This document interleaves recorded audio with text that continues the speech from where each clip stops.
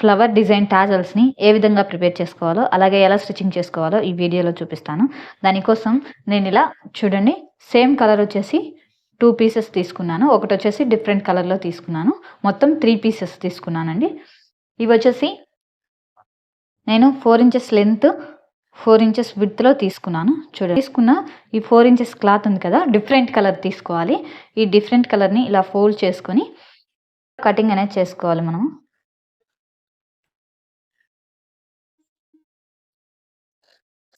ఇలా 2 పీసెస్ మాదిరిగా ఇలా స్ట్రైట్గా కటింగ్ చేసుకోవాలి.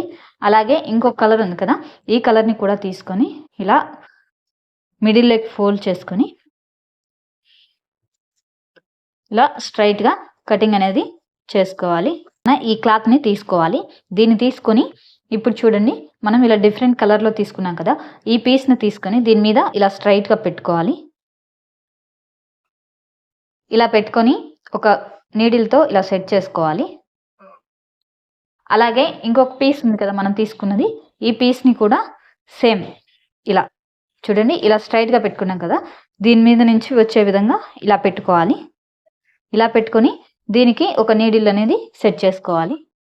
ఇక్కడ వచ్చేసి మనకు ఈ క్లాత్ అనేది లోపలికి వెళ్ళాలి. సో ఈ నీడిల్ని తీసేసుకొని చూడండి, ఈ క్లాత్ని ఇలా పైకి ఫోల్డ్ చేసుకొని ఈ క్లాత్ని ఇలా లోపలికి వెళ్ళే విధంగా ఇలా పెట్టుకొని ఈ క్లాత్ని మళ్ళీ ఇలా రిటర్న్ బ్యాక్ వేసుకోవాలన్నమాట. ఈ విధంగా ఇప్పుడు దీన్ని ఇక్కడి నుంచి ఇలా స్ట్రైట్గా స్టిచ్చింగ్ అనేది చేసుకోవాలి. కావచ్చు ఈ ఓపెన్స్ నుంచి ఈ క్లాత్ని ఇలా రివర్స్ ఫోల్డ్ చేసుకోవాలి.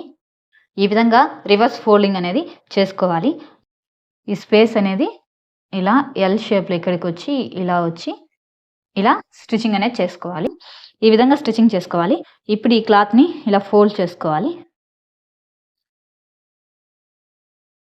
ఇలా ఫోల్డ్ చేసుకొని ఈ కార్నర్ దగ్గర మనకు స్టిచ్చింగ్ చేసిన దగ్గర ఒక చిన్న డాట్ కనిపిస్తుంది కదా, ఈ డాట్కి ఇలా కటింగ్ అనేది